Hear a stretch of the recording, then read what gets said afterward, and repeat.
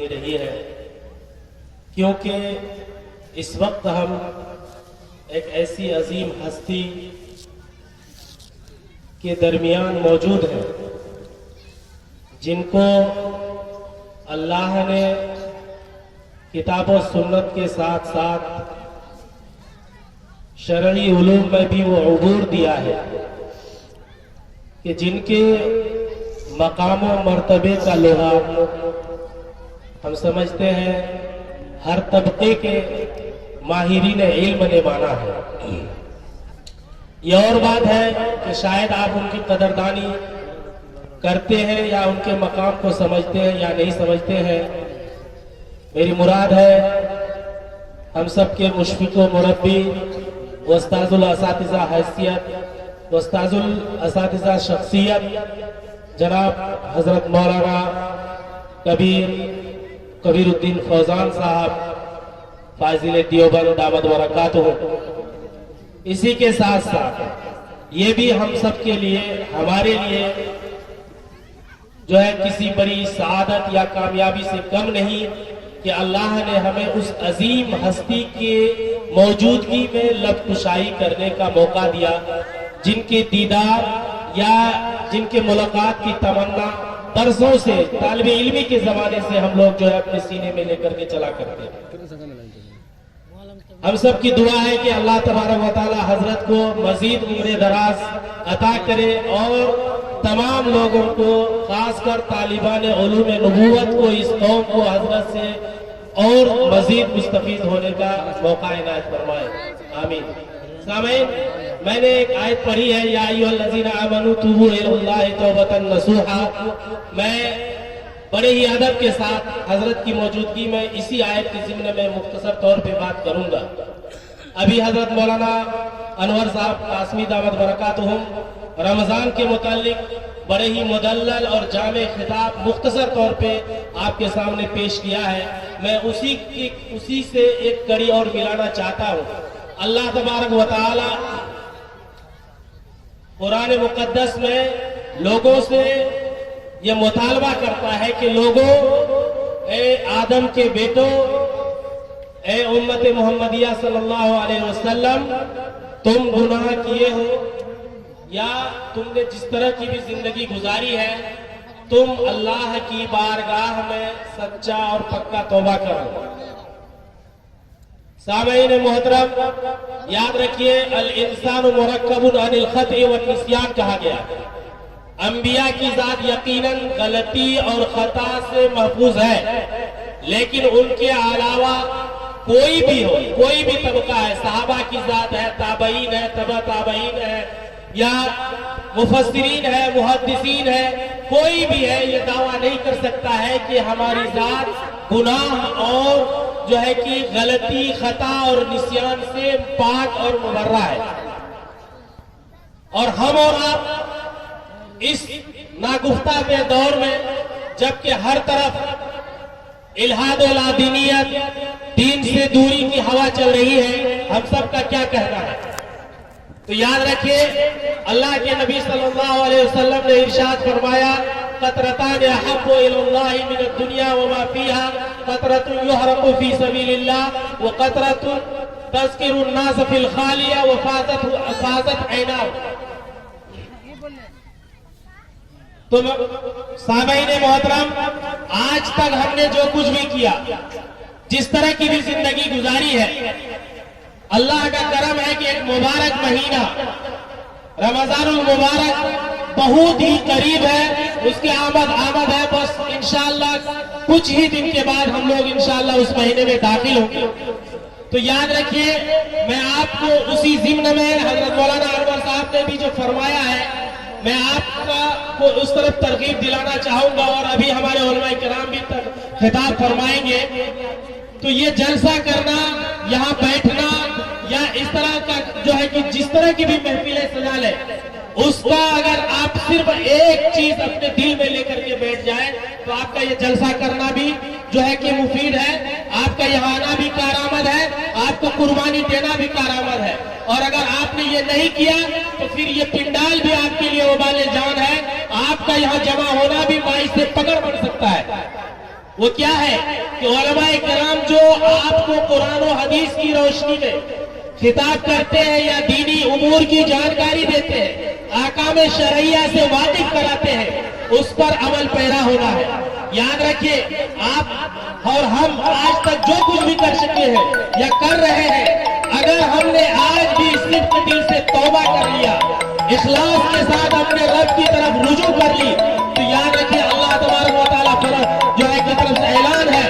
کہ من تقرب الیہ تلقیتہ من بعید، کہ جب ایک انسان گناہ کرتا ہے اور گناہ کرتے کرتے کرتے کرتے جب وہ تھک جاتا ہے اور اس کے اندر گناہ کرنے کی قوت نہیں ہوتی ہے، یا پھر گناہ کرتے کرتے اس کے دل پر کوئی اس طرح کی بات آتی ہے یا اسے کوئی چیز ایسے جھنجھوڑ دیتی ہے کہ اسے یہ احساس ہوتا ہے کہ میری تخلیق کا سبب کیا ہے، میرا رب نے مجھے دنیا میں کیوں پیدا کیا ہے، مجھے اس دنیا سے بھی جانا ہے اور اپنے کیے کا حساب دینا ہے، پھر وہی گنہگار انسان جب اپنے رب کی طرف رجوع کرتا ہے تو اللہ تبارک و تعالیٰ کی طرف سے یہ ندا آئی کہ من تقرب الیہ تلقیتہ من بعید، کہ پھر اسے لعن طعن نہیں کیا جاتا ہے، اسے یہ نہیں کہا جاتا ہے کہ جوانی تو تم نے عیش و عشرت میں گزار دی، تم نے دولت تو پوری جو ہے موج و مستی میں گزار دی، آج جب تم کنگال ہو گئے، آج تم بوڑھے ہو گئے، آج تم ضعیف ہو گئے تو پھر تم آئے ہو توبہ کرنے کے لیے،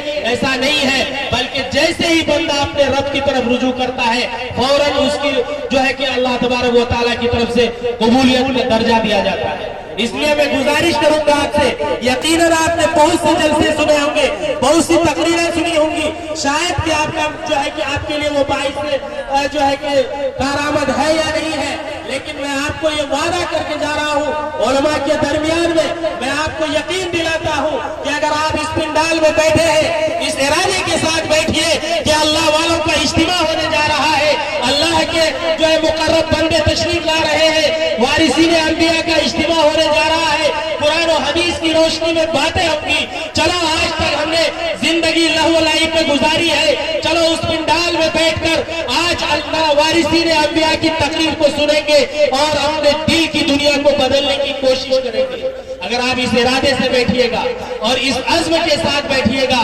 اللہ سے من ہی من توبہ کیجئے، رجوع کیجئے، یا اللہ ہم اس پنڈال میں آنے کے لائق نہیں تھے، ہم تو دنیا میں مگن تھے، ہم تو کاروبار میں مگن تھے، اللہ ہمارے جیسا کروڑوں لاکھوں بھائی، ہزاروں بھائی ہیں جو گھروں میں ہے، بازاروں میں کہیں بھی ہے، اور آپ نے مجھے اس پنڈال میں لایا ہے، اے اللہ تجھ سے اس محبت کا واسطہ دے کر میں بھیک مانگتا ہوں کہ میرے دل کی دنیا کو بدل دیجئے۔ یہ من ہی من آپ اللہ سے رجوع کر کے یہ بات کیجئے اور اللہ سے بھیک مانگیے، یا اللہ ہمیں توبہ کی توفیق دے دیجئے، جو علماء کرام ہمیں بتانا چاہ رہے ہیں، جس ڈگر پر لانا چاہ رہے ہیں، یا اللہ اس ڈگر پہ تم چلا دے۔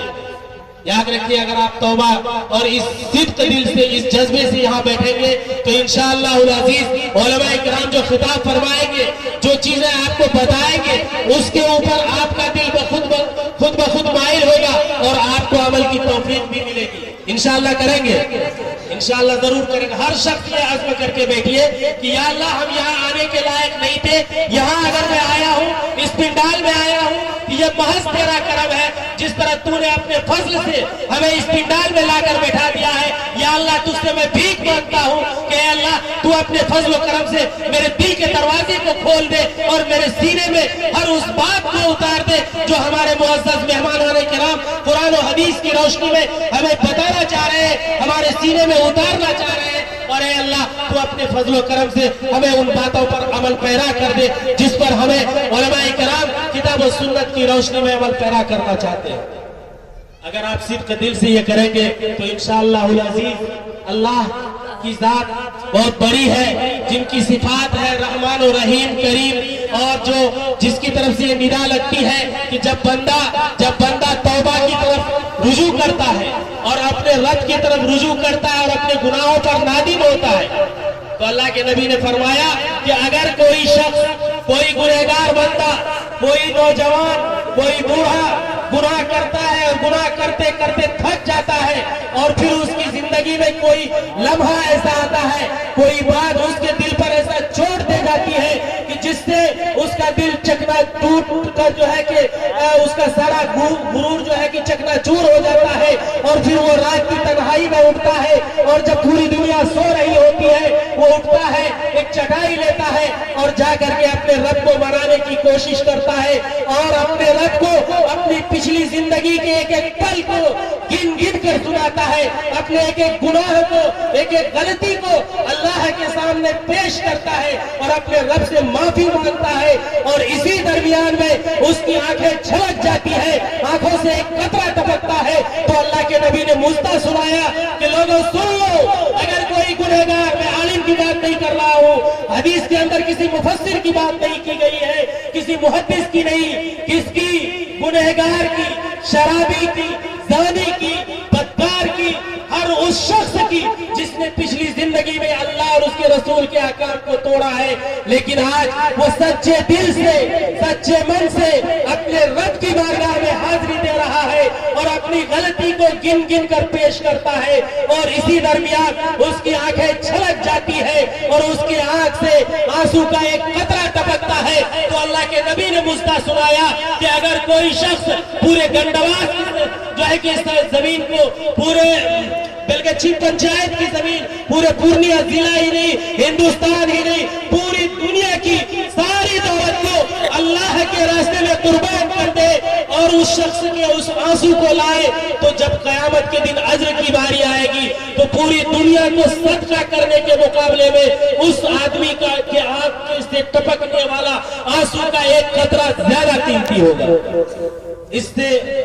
जो है कि और बढ़कर क्या हो सकता है। और याद रखिए, अल्लाह तबारक व तआला ने कुरान के अंदर यह भी कह दिया कि लोगों याद रखो, अगर तुमने हमारे और हमारे नबी की बात को मानकर जिंदगी गुजारी है तो बहुत अच्छा है। वत्तीन वज़ैतून वतूर सीनीन वहाज़ल बलदिल अमीन लक़द ख़लक़नल इंसान फ़ी अहसनि तक़वीम। अगर एक इंसान अपने रब को मनाकर जिंदगी गुजारता है, अपने रब की मर्जी के मुताबिक जिंदगी गुजारता है, अपने नबी की शरीयत और उनके बताए हुए तरीके के मुताबिक जिंदगी गुजारता है, तो याद रखिए खुदाए जुल जलाल को कसम खाने की जरूरत नहीं है, फिर भी तीन तीन कसम खाकर कह रहा है कि मेरे जो है कि तीन की कसम, जैतून की कसम, तूर सीना की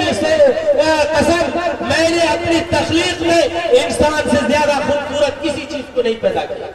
जितनी चीजें अल्लाह की कायनात में है, जो कुछ भी है, सूरज है, चांद है, सैयारे हैं, जन्नत की हूरें हैं, जन्नत के बागात है, कुछ भी है, अल्लाह ने कहा सारी चीजें इंसान की खूबसूरती के सामने फेल है। लेकिन आगे फिर कहा सुम्मा रददनाहु अस्फल साफिलीन।